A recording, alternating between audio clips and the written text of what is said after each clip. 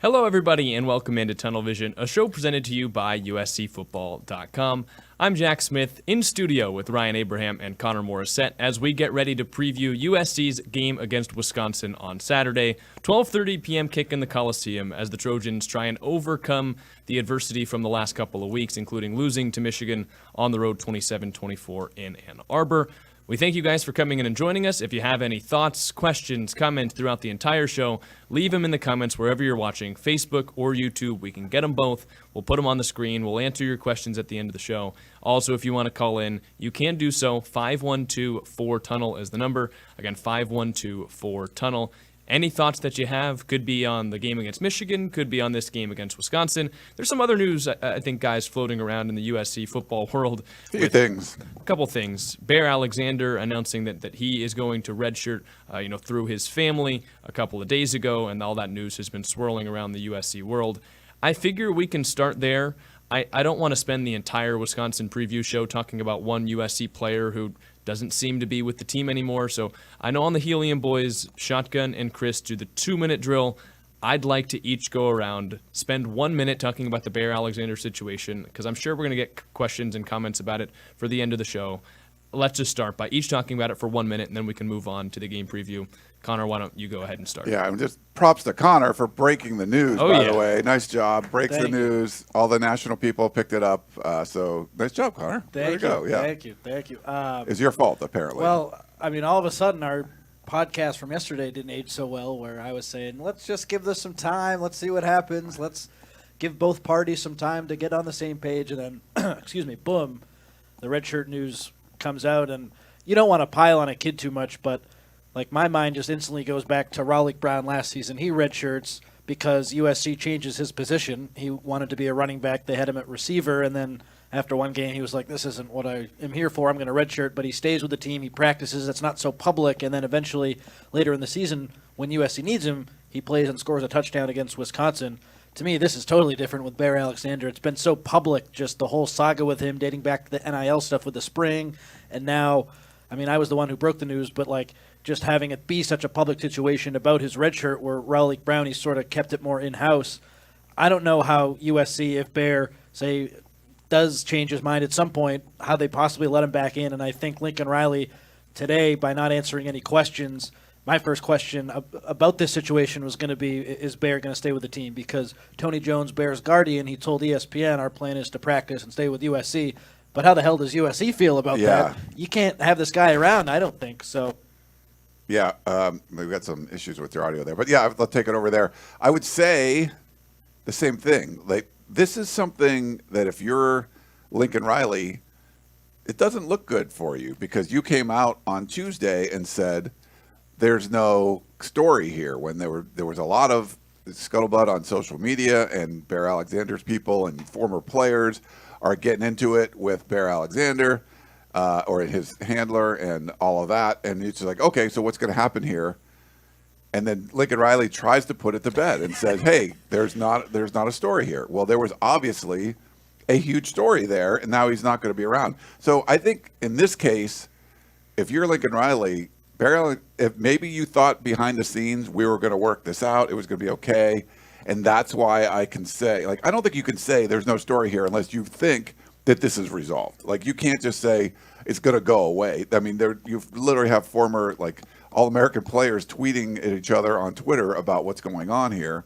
And Bear Alexander, the most disruptive USC defensive lineman they had last year, who's been a contributor, and he's helped, but he's not been a starter, and he's not been playing as many snaps as he did last year. The scheme has changed and all that kind of stuff.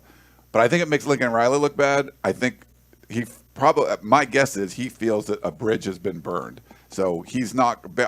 My guess is you're not going to see Bear Alexander around the practice field anymore. We'll see. He wasn't there on yesterday. We can't go to practice today to see. But my guess is he's not going to be around the team anymore. Yeah, I think that makes sense. And there's so much of this saga has been unfolding for more than just the last 24 hours, too. I mean, the fact that he was rumored to enter the transfer portal, and maybe he was going to if USC didn't come in with more money. But the entire story's been building up, and you kind of just wonder what is going on behind the scenes or in Bear Alexander's mind, because we've seen players go through something like this before where maybe they aren't playing as much as they think that they should. I think back to the Eric Gentry situation from last year where the coaching staff he didn't think was playing him enough or maybe playing him in the right way, and you hear that from the way he talks about the current coaching staff and the way he raves about them.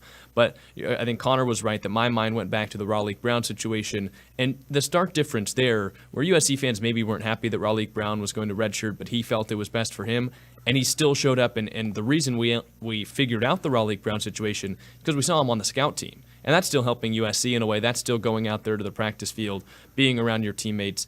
I don't want to say expecting preferential treatment, but it does sound a little bit like what the Bear Alexander camp wants, which is he will stay around the team, is what they say, and their demands are out there, and the coaches know their demands. They want 45 snaps a game. They want him to be a starter and a leader of the defense, and if USC is not going to meet those demands, then they have to look for a different path. And it's almost like they're saying he's going to stay around, and if USC changes its mind, then he'll go back and play. I just think that's the wrong way to go about these things, and I don't think you can hold the coaching staff hostage and say, well, we're just not going to play for you. This isn't a holdout. This is college football. Yeah, he's strong-arming USC, and I don't think that's a good tactic either, Jack. And you bring up Eric Gentry last year, him not being happy with his playing time. And how did he react? Maybe he sent one tweet that he shouldn't have. I think I remember something happened with that. But, he sent out a tweet. He didn't strong-arm the coaching staff and threaten to redshirt and tell everyone that he was going to redshirt and say, if you play me more, then I won't redshirt. This clearly is the wrong way to go about this whole situation. And the funny thing with Bear is he was playing. He wasn't starting. He wasn't playing as much as he wanted to, but it wasn't like they changed his position. It wasn't like he was benched. He was playing. He just wasn't starting. And I don't know. I would want to play for Eric Henderson if I was in his situation for sure. Tony Jones tweeted that he might be back in the SEC sooner than later. Jack, you shared that with us. He's a really good player, so it wouldn't surprise me if he already knew his next destination. But to me, if you're not happy with what's going on, stay and fight. And it's such low-hanging fruit. It's such an easy take. I don't think anyone thinks Bear Alexander looks good here. He's making a mistake. This isn't going to help his draft stock. And say he does go to the SEC and he plays really well, I'm sure people will forget about this. But right now in this moment, you can't possibly say he looks very good. No, I agree with you. It doesn't help his draft stock. And, I think if you're a coach, you're trying to tell the players whatever they want to hear, that you would make them stay in the program. But if you're giving him just life advice, it's this is not a good look. NFL, there's a lot of big bodies that NFL teams can draft, and if they're this guy went to 4 different high schools, he stayed at USC the longest of anywhere. He got a year and a quarter out of USC. So USC probably did better than most of the schools he was at. And I think you would just have been much better off to work back up and get more playing time. I think maybe it's kind of a message where you have Nate Clifton and Gavin Meyer starting ahead of him. And we saw it in the scrimmage in August, and we're he's on the second team. It's been pretty consistent. So I think the coaches, it's not like this was a one-week thing. The coaches have felt that way, and I'm sure there's things that they've asked of him, and maybe that wasn't appreciated. We don't know the behind-the-scene details there. But I think his best course of action would have been do what the coaches were asking and work, and you'd probably get more playing time, and you get more run. And you look like you're just going along and doing the right things. You're being coached by the guy that coached Aaron Donald, and it just makes a whole lot of sense. This doesn't make a lot of sense. It's a huge high-profile thing. You're making demands in the middle of the season of what's going on, and it's different than the UNLV quarterback situation where there was promised money or handshake money and it didn't go there. He went back to, he was going to leave, and then he comes back. They give him more money or whatever they did to massage his deal, and he comes back. And now I just don't think it looks good. And NFL, they're going to try to find whatever, if you were mean to your third-grade teacher, they're going to find out about it. This was a very high-profile thing. So I know we went longer than the 2-minute drill, Jack, but I don't think if I'm in Bear Alexander's ear, not hey, this is good for USC or whatever. If I'm saying what's good for him, I think what was good for him was to stick it out and just fight. And I don't think this is a good look at all. Last thing on the topic for now, and then we can move on. We did get one comment, which is a question that I feel like we can address now, and if there's any other ones later that we feel like are worthy to talk about, we can do it. But Sid on YouTube said, was 24/7 thrown for a loop when Lincoln Riley opened his conference today with an emphatic no questions about the non-story? He says, I'm sure Connor, Shotgun, and Jack were let down that they were unable to ask. And I feel like my answer to that is we're going to get a lot of questions in the chat and have no idea what to say to them. And I'm already seeing some of them filter in, and it's like just don't know anything about the situation. Yeah, I was thrown for a loop. I was going to ask about Bear. I tried to get my hand up first to get the first question on the Thursday Zoom press conference, and then when he started with that, I was like, okay, got to change course. And then I just asked about facing Alex Grinch again. And like I said, I think the two questions are right away. He says he wants to stay with the team. Are you going to let him stay with the team, Lincoln Riley? And B, what the hell does this mean for his NIL deal? And we're going to try to get a little bit of information on that for the War Room. I've been poking around a little bit, so if you're a subscriber to USCFootball.com, we'll have some answers on that tomorrow, that second part. But as for the first part, his camp says he's staying with the team. But again, I go back to USC, like, can he possibly stick around the team after how he's acted these past few months? It just feels like this is the last straw, and I don't know how the program could possibly keep him around. But I was texting with Shotgun a little bit, and he said crazier things have happened, never rule anything out. And he's right. College football, it's a wild sport, it's a wild game, so I wouldn't say it's a 0% chance, but I just don't know optically how you could possibly have this player return. I know. It's like if you're Lincoln Riley and you feel like you got burned, either Riley made a really bad decision or he felt like internally, hey, this was going to be resolved because it would just blew up in his face within 24 hours. He's said some things like that before. The untrained eye. There's just been some things that have just kind of bit him in the ass after he said it. And this is one that is, and you feel bad, but it's like, hey, you didn't have to come out and you could have said some other things, but he was adamant about this is a non-story. And it was like, couldn't have been any more wrong. It was the big story, and it was a huge story. And that's unfortunate. Does he feel burned by that? Or is he like, hey, man, what's going to make my offense better than Bear Alexander running scout team defensive tackle? So maybe he'd be like, he's like, I'm not kind of pissed off at this kid, but go run on the scout team defensive tackle. And I don't even know if Bear Alexander would want to do that. Yeah, that sounds like what do you can't practice with the regular team if you're not going to be in the rotation. Yeah. You're taking reps away. But he would basically be a scout team guy. Does he want to do that? I think you want to redo your image. That's a way you could do it, where he patches things up or whatever he said with the coaches, that whatever was going on. And he's like, you know what? I wasn't getting what I wanted, but I worked really hard on the scout team the whole time. I gave the offense really good looks. I helped the offensive line that was struggling. And I think NFL teams would go, okay, like that. I didn't like this, but I like that. I like your response to it. So we'll see what that response is. But I have a hard time picturing this going well because it just seems like for that to blow up, for Riley's words to go that bad that quickly, something behind the scenes happened that it's not good. And maybe they did all the work that they could to patch it up, and it just wasn't going to happen. Like, we don't know, and no reason to speculate what's going on behind the scenes. He could have totally thought that he made a rational heart-to-heart connection with Bear and that they had figured it out, and Bear could have changed his mind 10 hours later. It does kind of seem to be the track or record his in the hand, situation. Bear said, "Yeah, I'm going to do it," and his handler's like, "No, you're not," or something. Something we've seen that happen where the guy's uncle or whoever it is, someone comes in and makes a decision for the kid that's not in the kid's best interest. And it hurts them, and we've seen that happen a lot of times. Hopefully this didn't happen here, but, I mean, that's a possibility too, Jack. Yeah, I've been preparing for the Wisconsin game, and there's the player that they have, Leon Lowry, who's an outside linebacker, and he was a transfer from Syracuse this past season. He committed on, I believe, on a Sunday, decommitted on Monday, recommitted on Friday. And it's like that's kind of the world of college football that we're living in now. Bear Alexander was one of 3 players that are kind of marquee names to announce a redshirt, even though that they were practically starters on good teams, including 2 players at UNLV just yesterday. So it's kind of just the world of college football I think we're living in now. But yeah, and this is the week for it, right? This is about because for Bear, he had another game. That's what's so funny. USC had an early game. bye. It didn't have to be this week for USC. And he has more eligibility. Like, it's not like a situation where you're the quarterback of UNLV. I mean, they always did a Holy Cross. He was completing 50% of his passes. I don't know what you're holding people over a barrel for. That just seems a little weird. But he wanted, another year somewhere else, and you're going to transfer again. It's like if I'm a head coach, it's like, is he pretty good? Do I want it? Do I want this kind of hassle? I don't know. But I think some kids are good. I mean, but this is part of it, that players are going to make some bad decisions. People are worried about NIL and the power that you have. It is great. It's sort of like when you go off to college for the first time, like, oh, no one's going to tell me when to go to bed or whatever. Like, you can I can sign up for a credit card? Great. Yeah, I could go make bad decisions. You go, buy a car. 8-year payments on this car. Sure, I'll buy that. And there's you can make bad decisions, but that's part of life, and that's part of growing up. You can't protect them all the time. I think there's a bunch of players that are going to do really well for themselves, and there's some that are going to make bad decisions and screw things up, and that's just life. And for me, it just seems like not knowing all the facts, but just from what we've known and sources we talked to, it seems like this has probably not been in Bears' best interest, but here we are. No, and then the last thing for me, so Riley saying it's not a story, yeah, that doesn't look great.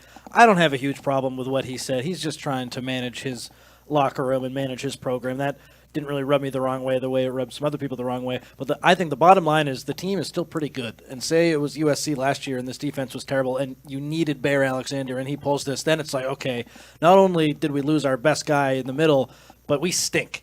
And now you lose him, but I still think the season things can go really well for USC. Tough loss to Michigan, but that's probably the toughest road game on the schedule. You have your tougher games at home. The defense is still really good under D'Anton Lynn. This is a major distraction right now, but would I be surprised if USC came out and routed Wisconsin in the Coliseum?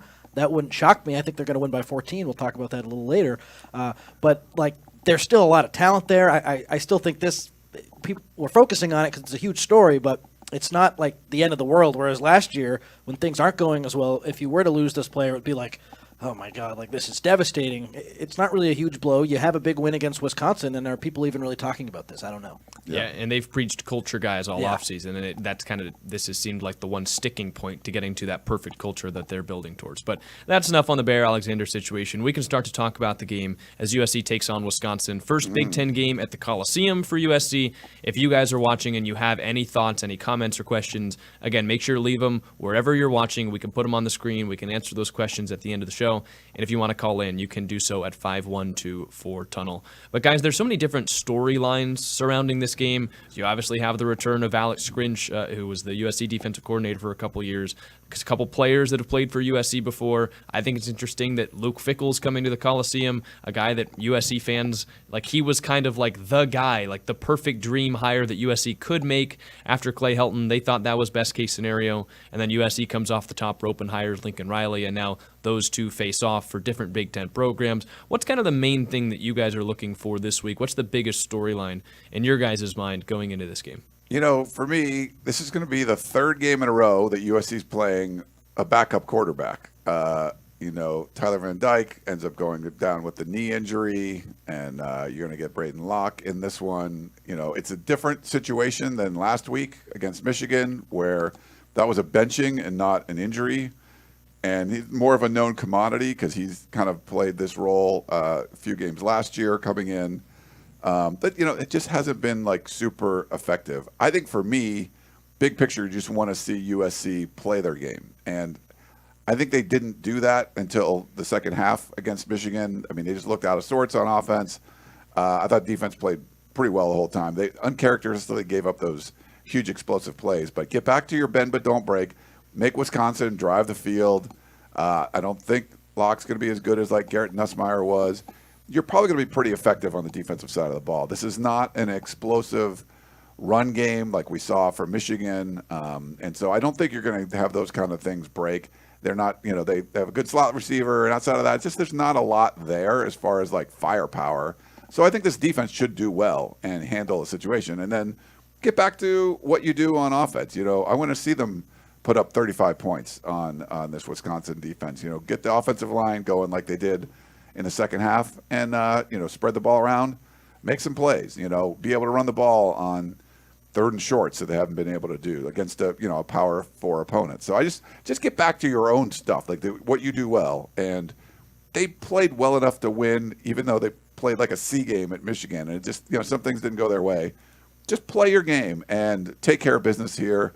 Win by 3 touchdowns and move on and get your first Big Ten win. That's kind of what I want to see. I see it very similarly, Ryan, where defensively Wisconsin on paper just doesn't have the weapons to challenge this USC defense based on what we've seen through 3 games. Will Pauling's a good receiver, but you got the backup quarterback in Locke. Their offensive line is pretty good. There's no standout running back, though, to really make you pay if the line run blocks well. I think this is a good matchup for the USC linebackers. The USC secondary will be challenged a little bit more than they were against Michigan, and I think the secondary is the strength of the defense. So defensively, I think just keep doing what you're doing, and you'll be fine, sort of to what you said there.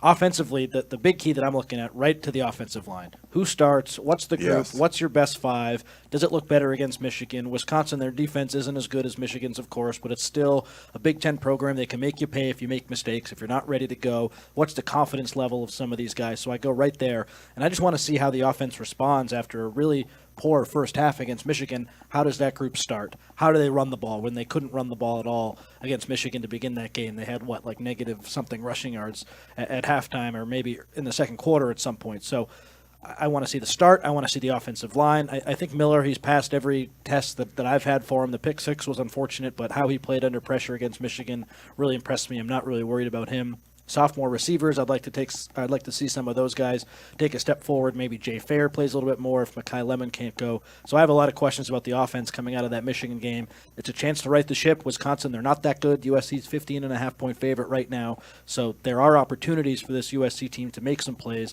And I think if you go out and you win by a lot of points, we're not talking about Bear Alexander anymore. People are getting excited. That excitement that was there before the Michigan game, that returns. If you win this game big, I think a lot of momentum will be on USC's side, and the season will be right back on track. Yeah. Yeah, I think the main story has probably got to be the fact Alex Grinch is returning, and I think that the way that you look at that, USC's offense just hasn't looked super smooth in either the LSU game or the Michigan game. They did so against Utah State because the offensive line could just dominate against a weaker front. But even on the scoring drives in the Michigan game and the LSU game, it just wasn't as easy as the last couple years, and it doesn't seem like it's been as easy as Lincoln Riley is used to during the games that he's had at USC and at Oklahoma. Now you've got USC's former defensive coordinator on the other side in Alex Grinch. He's not the DC, he's the safeties coach and co-defensive coordinator. But what's the one thing that you would say about USC's defense over the last 2 years? They made things easy on offenses that shouldn't have been able to score easily. And so I think you're looking for USC to move the ball with a little bit more ease. And I think they will be able to do that. I'm curious to see how that goes because the defensive line is kind of small for Wisconsin. They play 4 defensive linemen throughout, they rotate them, and only one of them's over 300 pounds. They're a little bit more of that Alex Grinch style speed defense where they're shorter, they're a little bit lighter, they're supposed to get off of blocks, and the edge rushers are outside linebackers trying to get around the edge quickly. That I think USC, with the weight gain from this offseason, has the size advantage up front. I think you always want to favor the USC wide receivers, although I would say that the secondary is the strength of the Wisconsin defense. But can Lincoln Riley scheme things up? Can he call a better game than he did against Michigan, knowing that there's probably a little bit more motivation to go out there against Alex Grinch and do that? And is Wisconsin going to be coached well enough to not allow big plays? Because we haven't seen a ton of big plays from this USC offense so far. And you're returning to the Coliseum, a place where they've had so much offensive success. And outside of a few games last year, they've been really good at the Coliseum under Lincoln Riley. So can they go out there and just play smoother offense? And I think Connor's point about the offensive line is probably where that starts. It's hard to be smooth offensively. It's hard to have any kind of big plays if you can't maintain some consistency in the 5 people in front of Miller Moss and keep him upright. And you need time for those big plays. You need time to run some of these pass concepts that Lincoln Riley is dreaming up. But I think that's what I'm looking for is can the offense go out there, not just score, because they've scored a little bit against LSU and they scored in the second half against Michigan, but can they do it and make it look like it was the last couple of years where it was coming easier and looked a little bit smoother? Yeah, and I don't think Wisconsin's very good. I mean, there's a bunch of teams in the Big Ten that you're like, Nebraska hasn't made a bowl game since 2016, but I thought they could win 9 or 10 games. Now, they lost a tough one this last weekend, but you thought Illinois was going to be better. Indiana hires Kirk Cignetti. They won 3 games last year. They've already won 3 games. They look like they're going to be a lot better. There's certain teams that looked like they were going to take steps forward. Me looking in the offseason to Wisconsin wasn't going to be one of those teams. So I think this is an opponent you can take care of business on. And I like the Alex Grinch thing, Tackett Curtis and all that. The X factor for me is going to be Eric Gentry, who had a monster game against Michigan. He's been the most vocal about not so happy with the way the coaches treated him last year. I mean, he couldn't get on the field, even though he was probably, he's showing that he's one of USC's best defenders, and somehow that staff wasn't able to figure out ways to get him on the field. It really upset him. I think he's going to be motivated, but he came in a lot against Michigan because they ran 3 linebackers. How do you get him on the field? The strength of Wisconsin's offense goes through their slot receiver, so you're probably going to see a lot of Greedy Vance playing nickel coming into the game. Do you rotate him in more? I think you just have to figure out a way to get him out there. I mean, he's going to want to be on the field. Like he's going to be super motivated. I would if you want to play nose tackle, go ahead, Eric Gentry, play nose tackle. He's just going to go bananas against it. I think he wants to show Alex Grinch like here's how you screwed up. It's like your ex-girlfriend or whatever, and you want to like bring the prom queen to whatever, like you're taking it on a date and you want her to see. I think he wants to show off for Alex Grinch. So he's got to get on the field. And if they're going to play a lot of nickel, then they're going to have to figure out ways to do that. You got to have a lot of experience doing that, Ryan. Oh, no, I'm not that. Once I move on, I'm whatever. That's an interesting point, though, because I'm thinking about how will Alex Grinch affect the USC offense, and you're saying these guys from last year on the defense are going to be motivated to show this guy in person. They're just going to be looking up at the coach's box after they make a play. Is he in the box this year, Jack? That's a good question. I don't know. I was wondering that, too. He, of course, called the defense last year from the sideline, as we all know. I wonder if he is on the sideline. Usually, like, is this the 1 week where you just go up because the Coliseum is going to give him hell? It means we could run into him in the hallway. Yeah, that would be funny. But good point, Ryan. I didn't even think of that. Like, yeah, guys are going to be motivated. And then Jack bringing up that's the main storyline. Like, I'm just going right to the X's and O's, the matchups. But you're right. Alex Grinch, he knows Lincoln Riley really well. He was his defensive coordinator. I think it started in 2019, a couple of years at Oklahoma. And then he was the first guy off the plane, as Riley said, or the first guy on the plane, following him from Oklahoma to USC. So he knows what Lincoln Riley likes to do. He's been in those practices. He's drawn up those game plans. Riley, today, I asked him, what's that like when a guy knows you so well you're going up against him? He said, yeah, he'll know what we want to do, but eventually it's just on the players executing. I don't think we'll really have a good understanding unless Wisconsin defensively plays really well, like how big of an impact Grinch has, because even if things go one way or the other, we won't be able to talk to him after and talk to Riley. And if we are, like, no one's going to say, like, yeah, Grinch knew we were going to do this, and so this happened.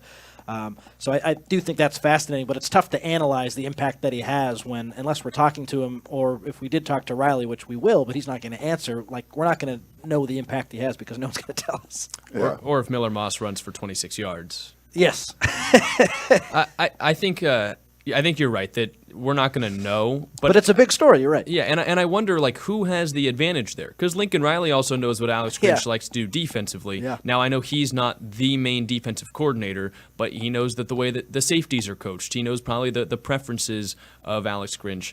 I do think that, like, if anyone's going to come out with an advantage, it probably would be Wisconsin.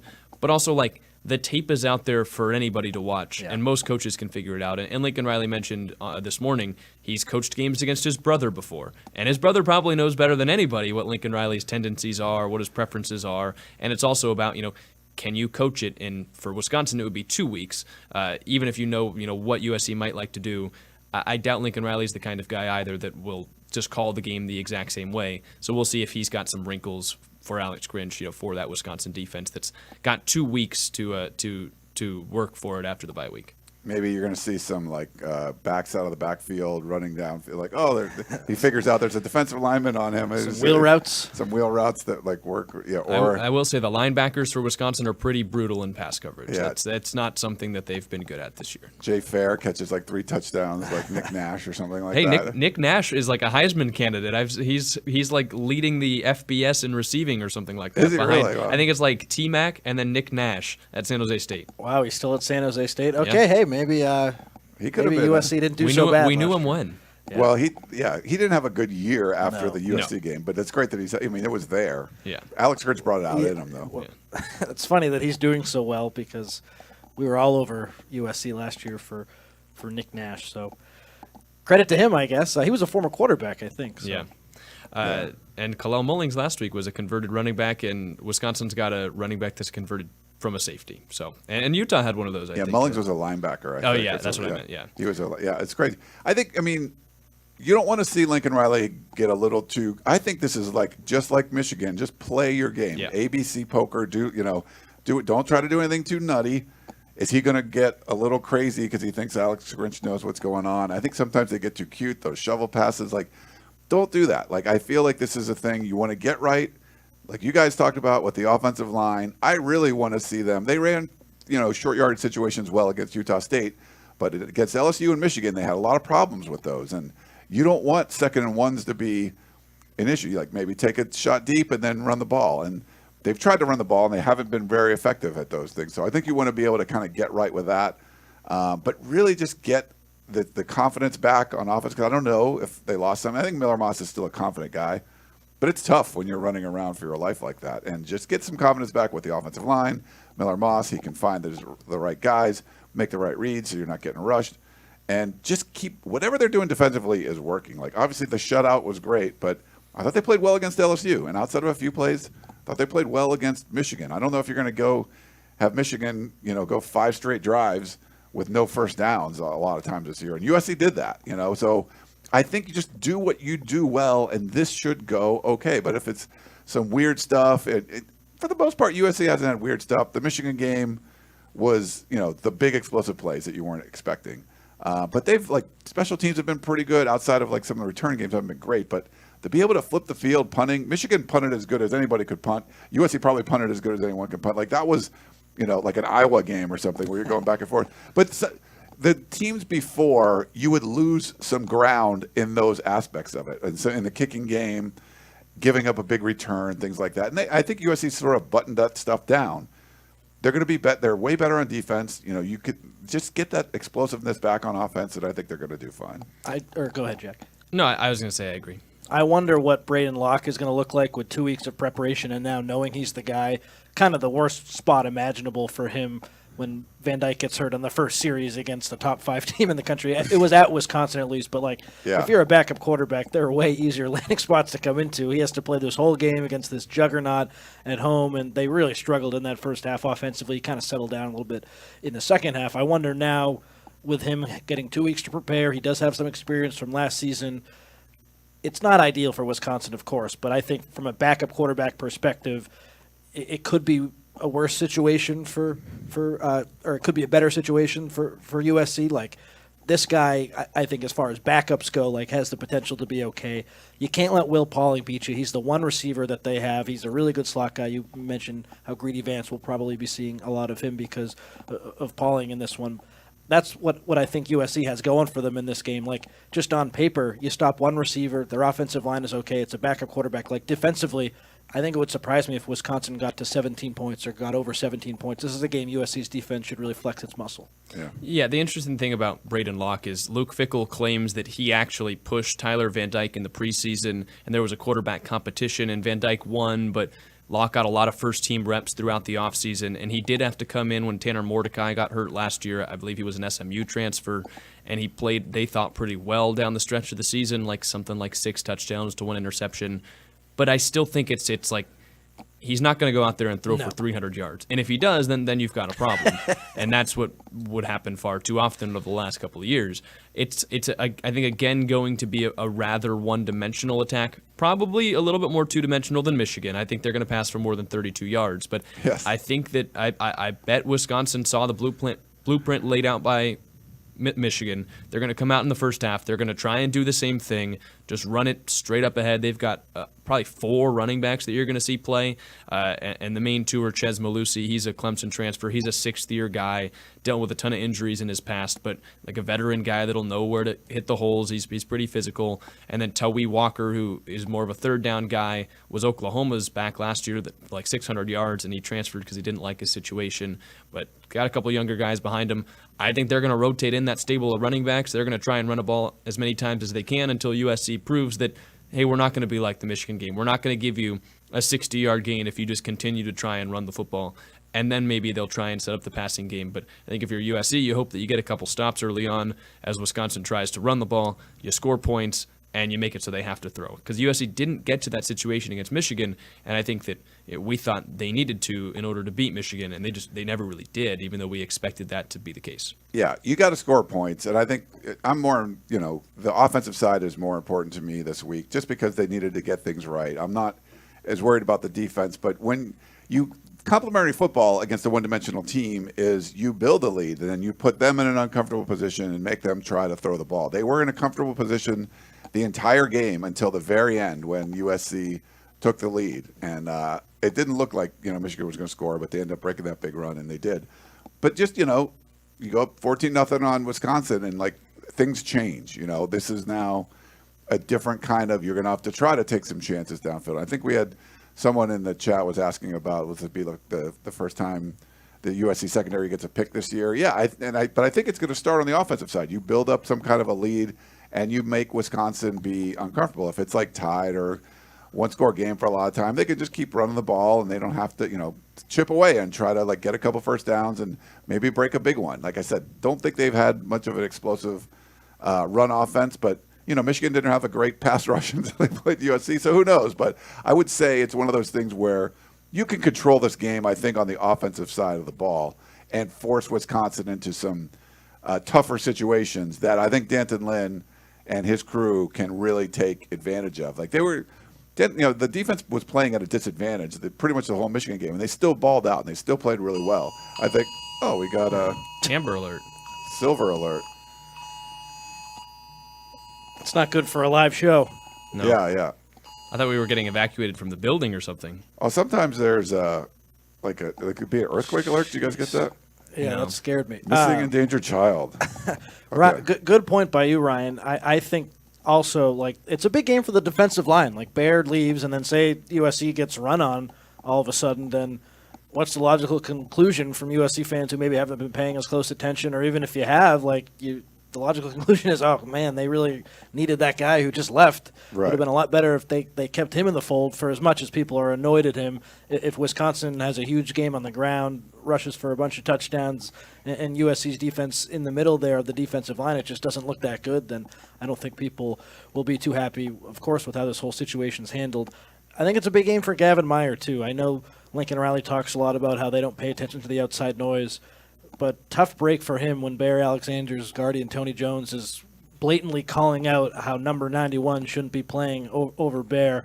I hope Gavin hasn't seen that, but that's out there. The fact that this guy, this high-profile defensive lineman who isn't starting, his father is saying, my son should be playing over you, and he's singling out this one guy. That's got to put a chip on your shoulder if he did see it, and I wonder how he responds, because I think after a Michigan loss, for as well as that USC defense played, if another bad performance happens, then USC fans will start to be like, okay, maybe those first two games weren't as good as I thought, and questions can kind of creep in the middle of that defensive line will bear some of that responsibility. So I think no pun intended. If you slow down the run game and get back on track there, no one will have any questions. Look, there were 3 big run plays, but they hadn't allowed a first down in the second half until that final drive. There were more runs that were stuffed behind the line of scrimmage than gained 50 yards. The defensive tackles were fine, and I have no respect for going out and calling out other players that are on the team, teammates of anything like that.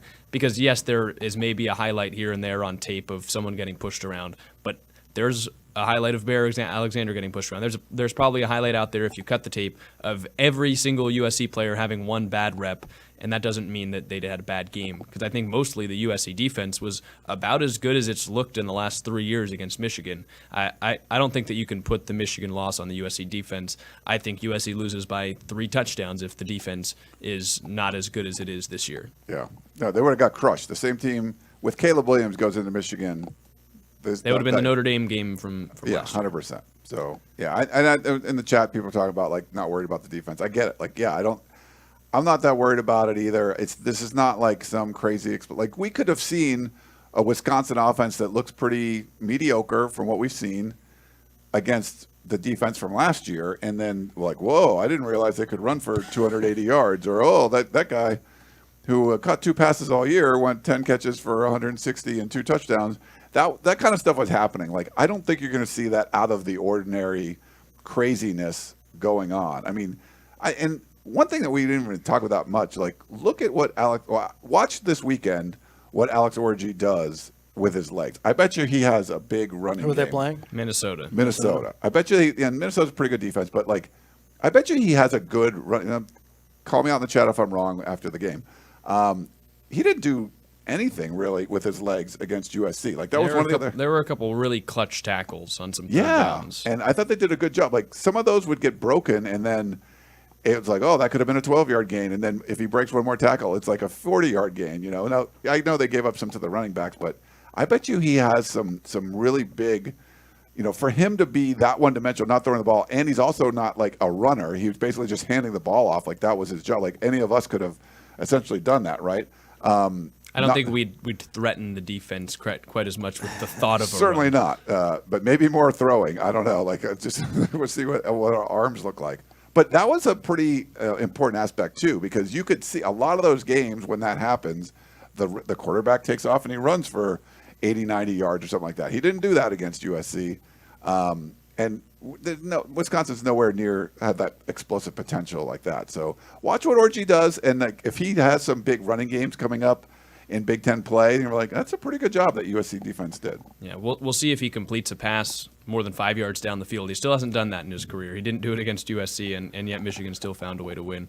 We have a super chat from Lance. He says, on the most important snap of the game, and he's talking about the 63-yard run on the final drive, Bear was pushed 5 yards downfield, slow off the line, and lazy stance.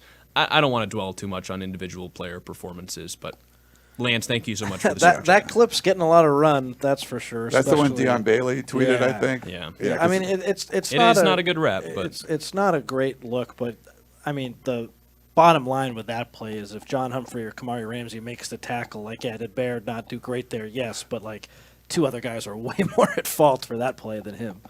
Yeah, it's tough. Yeah, you don't want to call out players, but it becomes this thing. You have these adults like talking about receipts and stuff on Twitter, and then there's collateral damage from some of these players. You feel bad. Yeah. Like Gavin Meyer doesn't need to take like strays. Like why he's catching strays. He comes in and works hard. Yeah, like, he was probably sitting in like Psych 201 or something like that, and he looks at his phone, and everybody's sending him a message, and he's like, "What? Keep your head up." Yeah. My head is up. What are you talking He's about? like, I'm starting. Or whatever. All right, we've got some questions that we can get to. If you want to leave more of them, we can get to them wherever you're watching, whether it's Facebook or YouTube. We don't have any live callers in the queue, so if you want to be the first one in there, we'll take the callers after questions. Someone just got in. They heard me right about to say that, and they got in. But 5124-TUNNEL, if you want to call in, we'll get to those after a couple of these questions. Ajax on YouTube says, how is your guys' day going? Y'all don't get a checkup enough by the fans. Appreciate everything y'all do. Oh, that's nice. You ever do TMI? Uh-oh. I had a great day. I'm really nervous. Yeah, what are you going to say? I did my podcast of Champions this morning. It was a fun show. Shout out to Trader Joe's. They gave us a bunch of $17 gift cards to give out for people that leave reviews because UCLA scored 17 against LSU, so that was a kind of funny thing. Went to the range, hit some good golf balls today. I played early in the week, and I played like crap, but I was hitting the ball well. And I had a little work done in my house, and I have now in my master bathroom a bidet. Oh, nice. That's not TMI. That's cool. Or is that not the TMI part? No, that's the TMI part. You used it for the first time. I've used it once. It's glorious. No, Connor. He wants you to break the seal. Yes. Awesome. So I was like, if you've ever traveled and you're like, why do we not have these things? I think a lot of it is we don't put electrical outlets in the usually where your toilet is, and that you need like power to run these things. It's great. I had the electrician put that stuff in. It's pretty awesome. Love it. Shout out to the P2. I asked them for advice, and a lot of people recommended this Toto washlet thing, and it is all like heated seat, blows air, whatever you want to do. It's pretty awesome. See, TMI. There we go. My day was great. Thanks for asking. Yeah, mine is too. My toilet still flushes the same. It doesn't have any mechanisms built into it. Oh, you come over, Jack. You're gonna. No thanks. No, I'm good. Dan on YouTube leaves a super chat. It's $2 or $20. He says, "Let's all agree not to talk about Bear ever again." So monetary incentive to not talk about Bear Alexander anymore. We take bribes. I thought you were going to say not about bidets again, but Bears. That's good that too. Works too. Let's say both. Yeah, when you said you had work done, I thought you were just going to end there, and I was good. that was going to be a great reveal. We've got more. Thank you, Ajax, for the nice question. Yes. Trojan Fight on YouTube says, do you think Riley's not wanting to comment could mean that he's trying to convince Bear to stay in his camp to change his mind? He's off the depth chart. I think that was telling. If they were trying to keep him around, maybe you keep him on the depth chart because they never update that thing. I think they made a point to take his name off. It's possible, but I don't see it that way. Yeah, I mean, my gut is this went poorly. I mean, Lincoln Riley looks bad. Like, do you want your head coach to look bad? The player, the handler, whatever happened, he came out, and maybe it was completely Riley's fault. He should have never said that, but I'm guessing he said that for a reason. and within hours that reason changed, that's a souring on the relationship to me. So my guess would be you are not going to see 9-0 in Cardinal and Gold ever again. Unless someone changes their number now that it's available. Yes. Well, there is a walk-on receiver who's 90. Oh. Oh, yeah. Can he play defensive tackle? No. Okay. Sid says, Ryan, nice shirt. Are you an apple pie kind of guy? I do love apple pie. Yeah, my cousin lives in Temecula, and we went down. Yeah, it's time for pie time or whatever. Yeah, it's cool stuff. Yeah, they have like a whole pie festival kind of thing going on down there. Yeah, I love apple pie. We've got kind of a loaded question. Trojan Kevin says, given we want to be a developmental program, portal frequency, and now the weaponization of red shirts by players, should we value preserving a red shirt less and the use of younger players more? Preserving a red shirt, yes. Like that's just. I think if you think you're going to be like as good as Bear Alexander is, you're not worried about redshirting because I need to see the question again. Sorry. Yeah. Right. Given USC wants to be a developmental program with portal frequency and now the weaponization of red shirts by players, should we value preserving a red shirt less and using younger players more? I think basically what it's saying is because players now have the availability to enter the portal whenever they want, and they can use a red shirt as a weapon against the schools that they're at, should you value preserving a red shirt less and use younger players more? Basically saying if you've got a freshman, should you not be concerned about playing them more than 4 games because then they don't have a red shirt to use against you, at least for that year, and you want to make sure you get the most out of them before they might enter the portal and use their red shirt at another school. Yeah. No, I think if you're good enough, you're going to play. So, that's not even a consideration. If a freshman like Zachariah Branch last year, they're not weighing his red shirt or not. No. If I'm misunderstanding the question, I apologize. But I just feel like you only really consider the red shirt in this situation with Bear, or it's at the end of the year, you're a fringe guy who's played 3 games or 4 games, and it's like, are we going to burn it? Are we going to not? Like last year, they needed to burn Alani Noah's because in the UCLA game, someone went down with an injury. He's the backup, whatever, he goes in. In an ideal world, are they burning it? No, but out of necessity, they needed to. There are some other players who it's like, okay, this person is way back on the depth chart. He's a special teams player. We can give him another year of eligibility. If he doesn't play in this game, we'll sit him. So I understand what the question is, but I don't really think it makes a whole lot of sense. I don't think that's a big consideration. If you're good enough, you're going to play. If you're not, then you're probably going to redshirt unless they absolutely need you at the end of the year. So that's sort of how I see it. Yeah, I think the sport has changed. This isn't like a video game where you're storing people. You're just going to play dudes. Anyone can leave at any time. Exactly. You're playing. If the guy can play, he's going to play. They're not going to work. Well, we'd rather no. If you need him on the field, you put him on the field. So I just think the sport was definitely different 15, 20 years ago. The way it is now, you're not thinking if it's a guy that can help you now, you would never value. Well, we could redshirt him. Over, he's going to help us right now. Yeah. I think maybe what the question's getting at too is are you less hesitant to use a red shirt because of the fact that if you use a red shirt, then it can't be used as a weapon against you in the future, or other programs might so not. So you're weaponizing the red shirt yourself. Yeah. Let's keep the players trump card, the player's trump card. I don't know if it makes sense we're going to redshirt you so you can't use it again. I don't think so. I wonder if yesterday is the first domino to maybe the red shirt not being a thing anymore in college football. And just getting 5 years? Something like that. Yeah, there's probably going to be more. College football can't have this happen every single year where in week 5 teams lose their quarterback all the time or their running back or their defensive tackle. So I wonder if we're going to see so many changes in college football. I bet we see scheduling changes and all these other things that I kind of wonder if yesterday was the thing that's going to kickstart the red shirt being removed. We'll see. Paul on YouTube says, will Alex Grinch get booed when entering the Coliseum? Yes. I mean, he's not coming in by himself. He's not being announced. So I think it's kind of hard to boo him specifically because people who see him will boo him. Yeah, I think there'll be some individual boos, but I think there might be things yelled at him, not a collective boo. And please do not do that. Yeah. I like Alex Grinch as a person. You don't want to wish any ill will, but there's going to be people that are not happy with the job he did and all that kind of stuff. I think the best revenge in this case, I think I said this on one of the other shows, is just go out and play. Eric Gentry, go out and prove that you're as good as everyone thought you were, and that they were wrong about you, and show the defense, have the defense just shut somebody, shut Wisconsin down, and like, here's something you couldn't do when you were here. It's more just go do your job, and that's all you need to say. You don't need to say anything specifically to them. Fat Bank had one question. Will the real Zachariah Branch show up? And then Jay also had a question on Facebook. He says, is this a breakout game for one of the receivers? I don't understand the Zachariah Branch Yeah, stuff neither do I. with fans. Like He was the leading receiver, He set his career highs in receptions and yards, and he made a crazy third down catch that, like, if he didn't make that and USC didn't get the field goal on that drive, like, they could have gotten absolutely housed. He had he was targeted 11 times and he made 6 catches.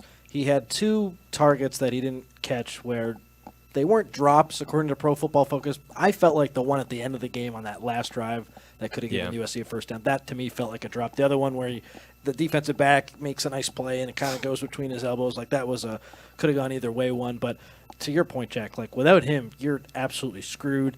I think he's pretty clearly established himself as the top receiver on the team right now. Against LSU, he was really solid. Against Michigan, he was the leading receiver. I don't really know if there's one guy behind him now that Lake McCree's hurt where it's like, okay, this is the guy who's really even competing with Zachariah Branch for that number 1 receiver spot. Has he been that knockout blow, 5-star, like can't miss NFL draft wide receiver so far? No, but I still think he's been really good, and I just don't know what more people are looking for. Like, is it a frustration with the punt return? Is it a frustration with the play calls? Like, to me, he's doing enough to put USC in really good positions. He was huge against LSU. He had that big catch against Michigan, like Jack alluded to, and then he had 5 more. I think he's doing fine. And Miller Moss missed him for what would have been a 30-something yard gain that would have been his first ever 100-yard game at USC. So, like, I thought he was really good. I thought that was easily his best game, and I thought if USC didn't have him, man, that offense would have been bad against Michigan. Yeah, and that's USC hasn't. I mean, a lot of fans are used to relying on who's the go-to guy, and they haven't relied on that. They've spread the ball around, and when the offense struggled a little bit, it was more like a go-to kind of guy. So you probably don't want him getting career-high catches. You want it being spread around and have him break a few big plays because that means the offense is working, that they're protecting Miller Moss well, and he can go through progressions. And they spread it around. I think they're going to be more effective if they're able to do that. But I think everyone's used to just having, like, here's the number 1 guy, just throw him the ball, like the Marquise Lee thing. Like, Lane Kiffin just threw him the ball every time, and he won the Biletnikoff. Like, you're not having something like that. People were asking, like, is Zachariah Branch going to have 1,000 yards? We're all like, no, because they're going to spread around. And we are completely right on that. To the second question, I think Jay Fair could be in line for a breakout game. I anticipate him taking Mekhi Lemon snaps, with Lemon probably not playing if they're suffering what looks like a concussion against Michigan early in that game. So, to me, Jay Fair caught the touchdown. He was wide open, but then he also had a big third down catch for Miller Moss. All 3 of his targets he caught. I wouldn't be surprised if slowly but surely he incorporates himself into that rotation even more. And maybe if Lemon comes back, if Fair has some big games, he, I don't want to say could jump Lemon, but could be even more in that rotation than he is right now. Yeah, I'd agree. And the fact that Wisconsin over the middle is a little bit softer in pass coverage, like that's most likely where all of Jay Fair and Zachariah Branch's routes will be run. I would assume that you'll see them probably pretty open, and if USC can get the time, maybe they can run more than just plays in the flats or quick passes, because they had to resort to that against Michigan with the pass protection. One last question, and I don't think we've got any callers, so if you want to call in, 5124-TUNNEL. Did we lose our caller? We did lose our caller. Oh, call back, 5124-TUNNEL. Just talk to us a little bit. I actually want to test it out because we had an issue the last time. So, Logan Dowell says, is Tackett Curtis playing at Wisconsin? Yes, he is. Yeah, he's there. Like, you get to watch him come back to the Coliseum. C.J. Williams, Atticus Bertram, Atticus, yeah. Atticus, yeah. He's been a good punter too. Like, he's the punter that USC tried to get, and then for whatever reason, got paperwork or whatever. Yeah, like, I mean, they signed him or whatever, but he never showed up. And he's been in Wisconsin 2 years. Yeah. So yes. Not really a former USC player, but kind of former USC signee. Tackett Curtis is on the depth chart. Like, he's kind of that rotational middle linebacker for them right now. And he started against Alabama because their regular middle linebacker was ejected for targeting in the second half of the previous game, so he was suspended for that first half against Alabama. Joel Klatt was talking last week. The Wisconsin coaches are really high on Tackett Curtis, but not, I guess, enough for him right now to have a regular starting spot. But he still is only a true sophomore, and I just can't believe he started at USC as a true freshman. Like, he absolutely wasn't ready, and USC fans are probably way harder on him than they should be because he was put in an impossible situation where he was starting way too early in a defense that was bad and probably not getting very good coaching. So Yeah. I'm wondering if Lincoln Riley dials some stuff up where he's going to be in coverage and just like, here, guard Zachariah Branch. yeah, like here's the play I'm going to run. Oh, that defense? Yes. You're going to be lined up with Zachariah Branch on this play, and he's going to burn you. And then just maybe a little shot. I don't know. We'll see. I will say in defense of Tackett last year, when he was being recruited, they really did feel like he was the best linebacker in that class. And then you guys all remember, like, spring practice, I think he was there. And then during fall camp, like, who's a standout? Who's a standout? Oh, Tackett. And then they get into the games, and it's just totally different. So once they started playing, it was pretty clear he wasn't ready. But I really believe the staff thought that he was ready, and I feel like he did practice pretty well, although we couldn't see it based on all the feedback that we got about him. But right when he started playing and it was clear that he wasn't ready, then you kind of got to change course, and it took him way too long to do that. Yeah. Yeah, it was just a little bit of a deer in the headlights kind of look. And maybe it's just because they didn't teach him the scheme well. Like, from what we've heard about the coaching staff from last year and the difference that we've seen in the ability from this staff to teach the players what they want and last year's staff in the last 2 years, like, and they kind of threw him out there. And I wonder how much blame you can even put on him for looking unprepared, because it probably wasn't all that much his fault. We do have a caller back in the queue. Thank you guys for all of the questions and the super chats. I don't see the name of the caller, but we'll bring him on. Hi, caller. You're on Tunnel Vision.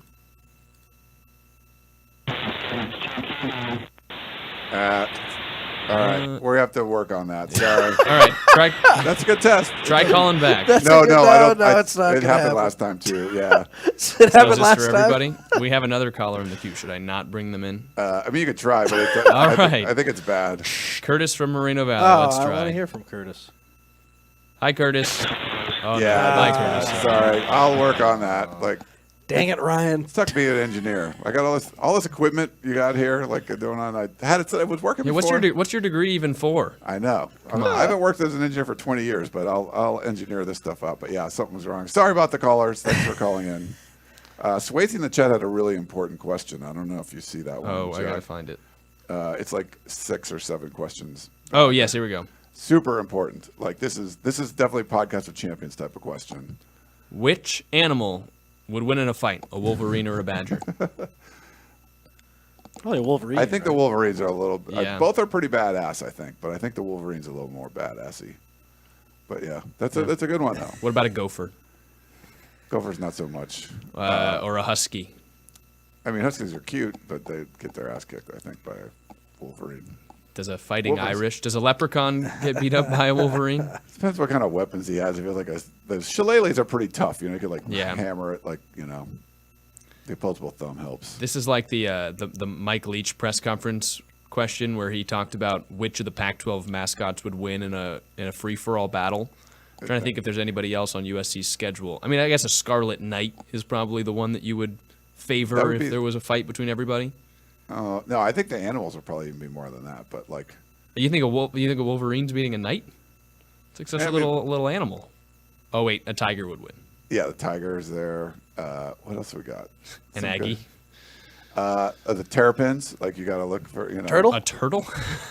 They're pretty tough. They got good. It would hide Yeah, really good well. defense with the shell. Yeah, some good stuff. Buckeyes. They don't maybe- play them. Maybe if there was an avalanche of Buckeyes, you could I don't know, something like that. All right.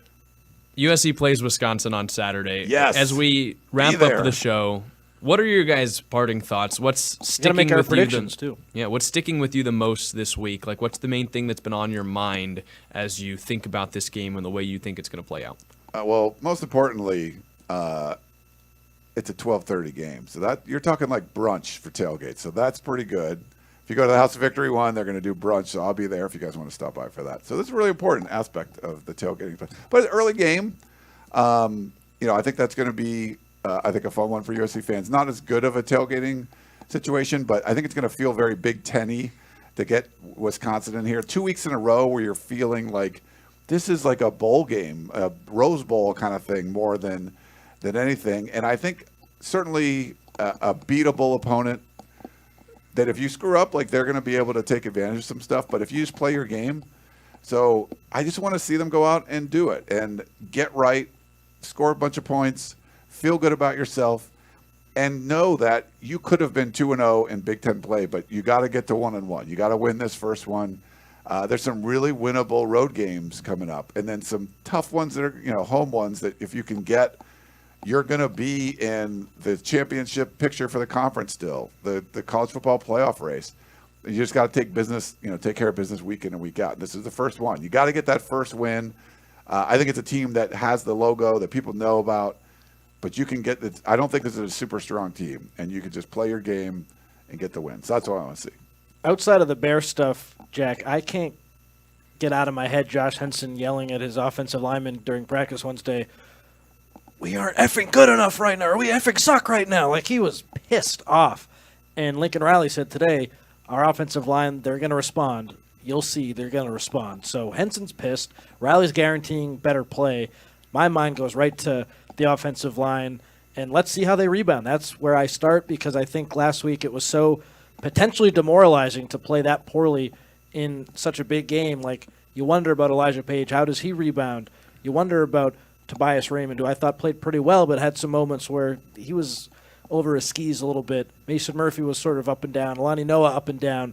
Big week for these guys, whoever it is that makes it into that group of five. I want to see how some of the guys who struggled last week responded. There's clearly a sense of urgency. Let's see what it looks like.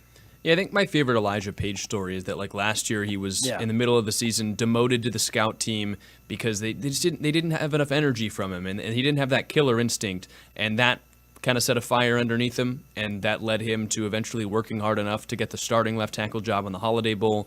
So I wonder, is a benching and all of the stuff that's being put out about him, is this that second fire that gets lit under him that turns him from, hey, I'm a starter and I'm coming into this season and I'm just going to be good, to now, like, I need to prove again that I'm good enough to be the starting left tackle? Do the other offensive linemen have something like that? Is there a change that's made? I mean, and we saw Jonah Monheim, as Connor and I talked about on Instant yesterday, not participating on the offensive line, but he was participating in practice, and it was in some of those drills he wasn't playing center. Is that because USC's thinking about moving him positions? Like, I'm curious to see how it goes, and I think that, A, protecting Miller Moss, but B, just showing that you're able to run the football too when you want to, not just like in the second half when they're expecting a pass, you can run it. Like, can USC line up and run the ball on the first play of the game and get more than 2 yards? That's something I'm looking forward to and seeing. And if there's any changes, are they going to rotate like they did with Bobby Haskins and Cortland Ford a couple years ago? Are we going to see all three tackles play? Like, that's the stuff I'm interested in seeing. But yeah, I think the motivation factor is high, like you talked about. But I think seeing how Miller Moss balled out and knowing that they were, like, absolutely dreadful in pass protection, and he still, under pressure, did a really good job under the circumstances. That kind of makes you mad as an offensive lineman. Like, that's not good enough. I think there's going to be extra motivation to try to protect him because they did such a poor job of it last week. All right. Do you guys have predictions? Do you want to save the predictions for the we article? No, we can do it. Yeah. All right. 15, you had them what, 31-10 last week? Yeah, that was wrong. We were all wrong last week, though. Yeah, but not that wrong. Yeah. I wasn't expecting USC's offense to be that dreadful, and then just the defense played about how I thought they'd play, except not the explosive plays. Like that, those should have been like 15-yard runs, not 50-yard touchdowns or whatever. Otherwise, it probably would have went that way because they really couldn't do anything throwing the ball.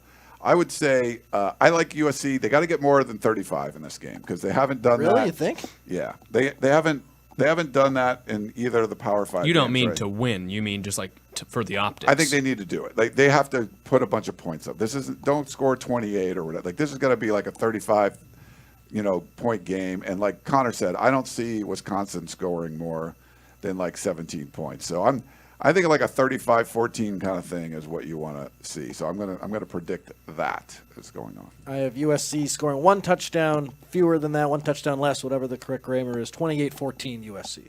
All right. Yeah, the whole week I was kind of saying 14 points because I think Wisconsin's going to hold the ball. Last week I let you guys like convince me I was going to take Michigan to cover, and then we talked about how bad Michigan was. Oh, don't blame us, Jack. I was going to too. David Woods talked me into the other side. He talked you into 31-10? He talked me into like saying cover, and then I just went all full on. Hearing you say that David, who watched every UCLA game last year, was like, they're not going to lose to this one-dimensional team, that made me believe too. Yeah. I was kind of on the fence. They were super Thanks, one-dimensional. David. They were super one-dimensional though. Yeah. Like he literally didn't throw the ball. Yeah.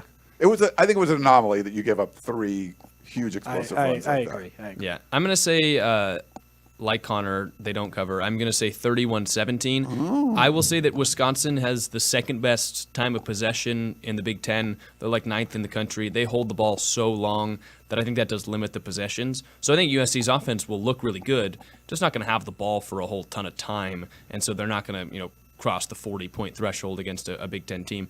And I think that, like, Lincoln Riley probably also realizes over these last handful of years, like several years, his offenses have put up 40 points per game every single year. He's only done it one time under 40 in his career. And I think he realizes, like, that's probably not the way to win in the Big Ten. And I don't think that's going to be the case in the Big Ten. Big 12, Pac-12, you could score 40 points a game. The Big Ten defenses are better. I think he knows he has a better defense now, so he's not selling out to total 40 points a game.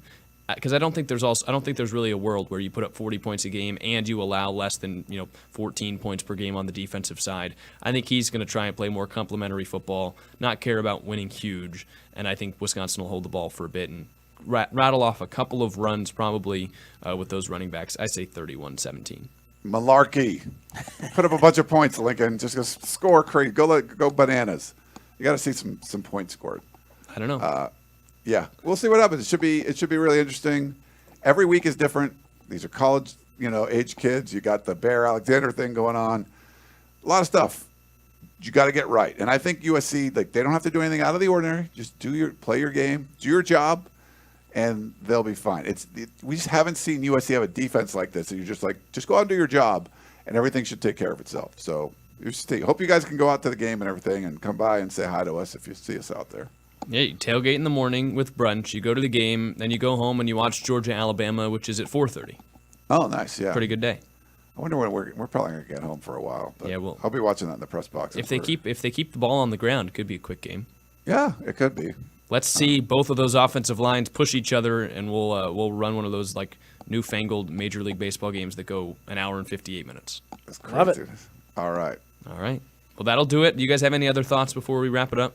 Sorry about the calls. I'll get that fixed. I don't know what's going on with that, but we'll work on that. And it's been fun. I think we're in a good spot here.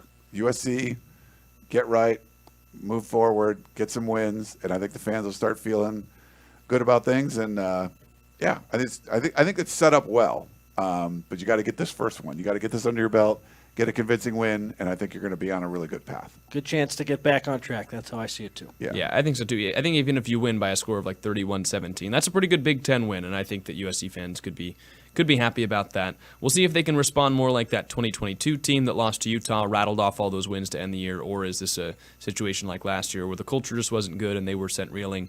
We'll see. We'll be back speaking to you guys on Sunday with a recap of the game. Again, USC plays Wisconsin on Saturday at 12:30. Thank you guys all so much for watching. If you were leaving comments or questions in the chat, we thank you so much. If you want to, subscribe, leave a like, leave more comments, tell a friend about the show if they have heard about USC playing Wisconsin but they don't know where to get their content from. Send them the podcast. Tell them this is a good place to listen to the game preview. But again, we thank you so much for watching. We'll see you next time on Tunnel Vision.